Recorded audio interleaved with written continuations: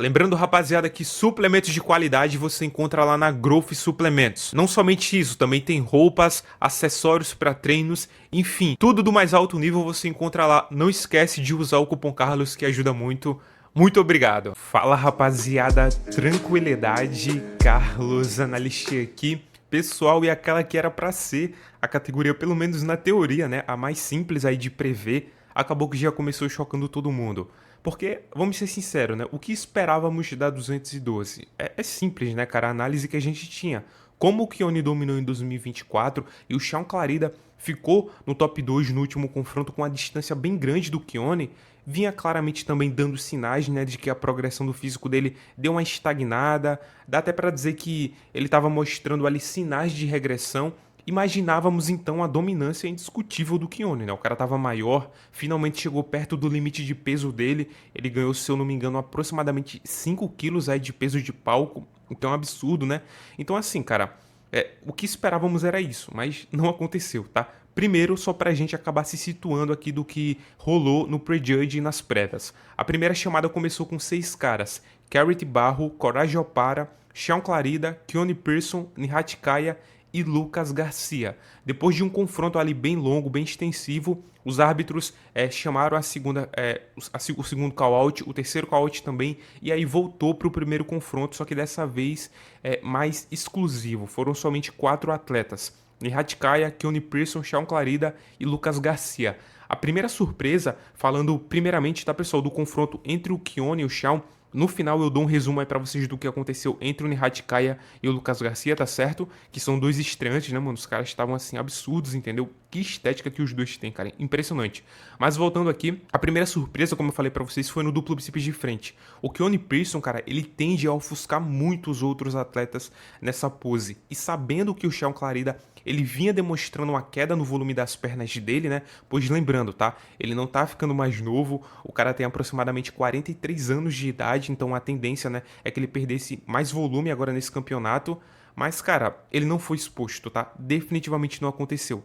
Pra ser bem honesto com vocês, eu achei até a pose muito mais próxima do que ela deveria ter sido, entendeu? Tipo assim, eu não sei se é demérito do Keone Pearson, porque ele não estava tão condicionado, mas fato é que o Shaun, ele evoluiu muito, cara. Eu acho que até preferia a pose dele do que a do Keone, cara, pra vocês terem a noção, tá? Porque assim, mesmo que o Keone, ele tenha um vácuo, a altura, o frame dele no geral chama muita atenção, o aspecto de empedrado do Shaun, cara, tava muito impressionante. A parede abdominal dele agora tá mais controlada, ele deu uma atenção para isso, coisa que era problemático em relação a ele. Obviamente ele tá com mais marcação que o Keone, porque a parede abdominal dele, a separação dos gomos abdominais é mais nítida, os braços também tá com um aspecto mais denso, entendeu? E assim, cara, eu achei ele muito surreal nessa pose. É claro, tem uma assimetria nas pernas, tá? Porque posicionando a perna direita, a da nossa perspectiva no caso, desse jeito aqui, faz com que ela tenha assim mais volume em comparação com a outra, porque tem mais projeção de baixo lateral, mas eu não acho que foi um fator para justificar uma derrota nessa pose. Eu acho que é no mínimo um empate, entendeu? Então assim, pessoal, eu preferi a pose do Shaun Clarida, porém eu consigo ver um empate, e se você viu, por exemplo, a pose do Keone superior à do Clarida, eu também consigo entender perfeitamente. Eu acho que os dois nessa pose aqui estão assim, sabe, bem parelhos, um nível muito alto, porém na expansão de dorsal de frente não dá pra dizer a mesma coisa. A proporção do Shaun tá ótima, tá certo? E agora com a base de perna mais simétrica, ele fica muito mais completo, né, cara? Fica bem harmonioso. Mas aqui é impossível ignorar a largura do Keone. Músculo por músculo, os dois são muito equivalentes, tá? Mas a estrutura, a altura do Keone também joga muito a favor dele, principalmente nessa pose. Agora nas poses de lado, outra surpresa.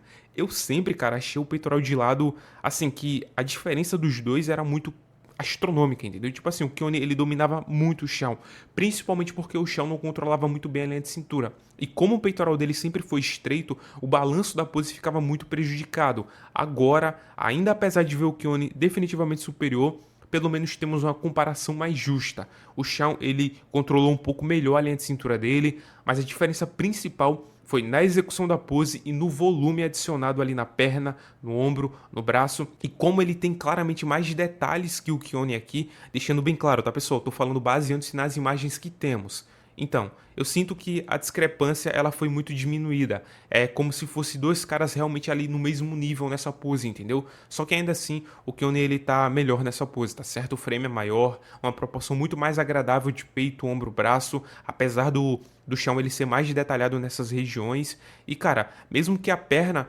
do Keone ela não seja tão detalhada assim na parte lateral, a proporção da perna com o posterior é melhor do que a do Shawn Clarida. Você vê que o posterior da perna do Keone Pearson, ele salta bastante, né? Já no Shawn Clarida isso aí não acontece. Só que olha agora pro tríceps de lado. Sabe todos aqueles pontos de melhorias que eu disse que o Shawn trouxe no peitoral de lado? Então, aqui no tríceps de lado, como a pose ela fica mais aberta, né? Você, obviamente, por conta do posicionamento do braço, tu não precisa ficar tão espremido assim. Todos os pontos que o Shawn melhorou ficam mais evidentes. Olhem isso aqui, cara. A linha de cintura muito controlada, os braços forte pra caramba. O tríceps do Shawn, cara, tá um absurdo, tá? O ombro muito harmonioso, me parece inclusive mais detalhado.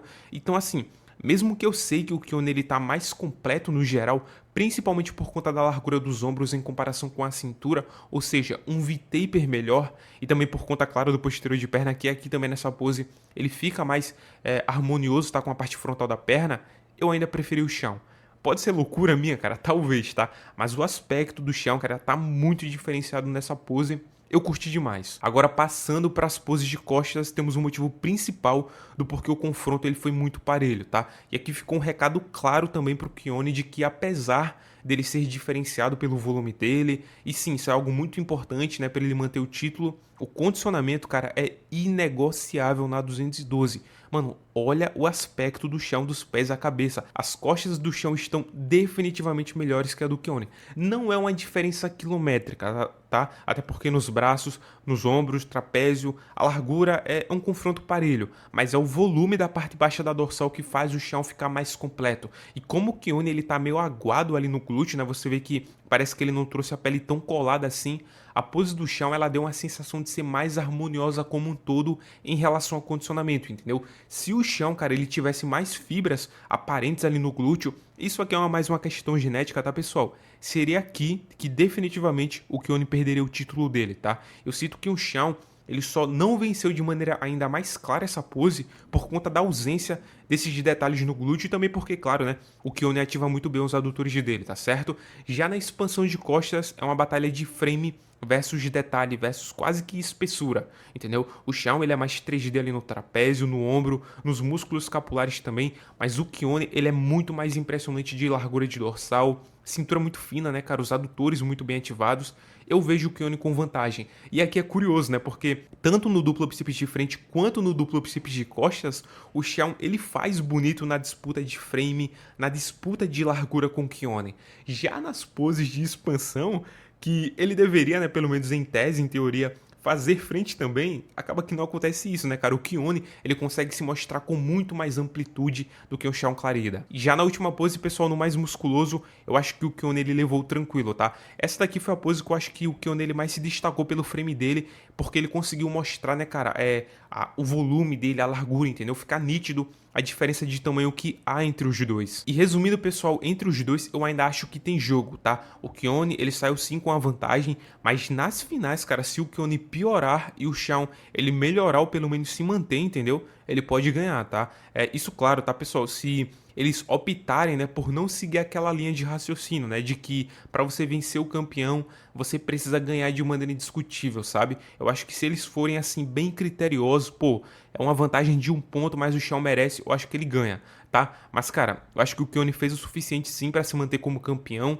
Só que eu confesso que eu esperava mais, então ele deixou a porta aberta. Nas finais, eu acho que é que vai ser decidido de maneira clara quem é o vencedor. Pelo menos, pessoal, foi essa a sensação que eu tive, tá certo? E agora, pessoal, entre o Nihatkaya e o Lucas Garcia, eu fiquei muito em dúvida na primeira chamada, onde ficaram os 6 atletas, tá certo? Já na última chamada, eu comecei a ver mais vantagem no Lucas. A última chamada que eu falo é quando ficaram os 4, tá certo?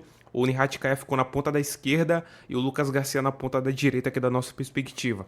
No duplo bíceps de frente, O Lucas ele estava mais detalhado na parte superior, abdômen, braços e até as pernas ali estavam melhores ativadas, tá, do que a do Nihat. Na expansão de dorsal de frente, apesar do frame do Nihat ele ser muito bonito, né, cara, ele tem um físico muito estético, eu ainda assim vi vantagem no Lucas pelo preenchimento, principalmente por conta do conjunto de braços. Só que deixando bem claro, tá, pessoal, eu achei as duas poses bem parelhas, entendeu? Então assim, não foi uma discrepância muito grande, eu vi vantagem do Lucas em pequenos pontos ali. Já no peitoral de lado, uma surpresa pra mim. Apesar de ver o Lucas mais denso no geral, braço, peito, ombros assim fenomenais, eu preferi o Nihat pelo controle superior de linha de cintura. Eu achei o Lucas um pouco desleixado em certos momentos. Eu acho que foi mais por conta do hype que ele tava, entendeu? Eu acho que ele tava muito empolgado e dá pra entender, obviamente, né? Ele acabou deixando a linha de cintura um pouco ali descuidada em certos momentos, né? Então, o controle superior do Nihat na linha de cintura deixou a estética dele na pose um pouco melhor. E como os dois, né, ficaram ali com preenchimentos semelhantes nessa pose, com certeza a parede abdominal ela merece uma atenção maior no nível de importância para decidir quem estava superior, tá certo? Nas duas poses de costas, ambos assim muito parelhos, porque os dois precisam ainda trazer mais espessura para a dorsal, um aspecto, né, 3D ali melhor nas costas como um todo. Já na expansão de costas, o Lucas ele me pareceu mais detalhado no trapézio, sabe? Indo pro tríceps de lado, os dois assim muito parelhos também. Cara, para ser sincero, dando um resumo do que foi esse confronto entre os dois, eu vejo eles dois ali, cara, empatados em muitas poses, sabe? Algumas poses o empate é bem nítido, como abdominais e coxas, tríceps de lado e duplo bíceps de costas, entendeu? E outras poses ali podemos argumentar que eles empatam também. Então assim, cara, como tá muito parelho em muitas poses e temos ainda, né, cara, uma margem de erro aí porque estamos vendo por vídeo, a qualidade não é em 4K, tudo pode acontecer na final, sabe? Os dois estão sem dúvidas brigando ali pelo top 3 e sem um cara dominando pelo menos ao meu ver. Só que como, detalhe importante, tá? Como os árbitros não trocaram, não colocaram os dois no meio para disputar, eu acho que talvez eles viram ali um superior ao outro de uma maneira talvez até um pouco mais clara, entendeu? Pode ter acontecido isso. Eu espero, claro, né, que seja do Lucas, tá certo? Mas pode ser que o Nihat ele ganhe, eu esteja só enxergando o Lucas melhor porque ele é BR, tá certo? Porque, cara, sendo sincero, o nível dos dois, cara, muito alto. Na verdade, o top 4. Um absurdo, alto nível total, cara, é muito bom ver o Olímpia começando desse jeito, cara, 212 assim, tava prometendo, sabe? Prometeu e entregou, a realidade é essa. Um absurdo. Quero saber o que é que vocês acharam. Pessoal, desculpa aí se o vídeo não foi muito bem editado, tá? Vou tentar fazer com que os próximos fiquem melhores, tá certo? Lembrando, suplementos de qualidade você encontra lá na Grove Suplementos. Cupom Carlos Claro. Quero saber a opinião de vocês em relação a esse confronto, tá certo? Tamo junto, valeu. É nóis.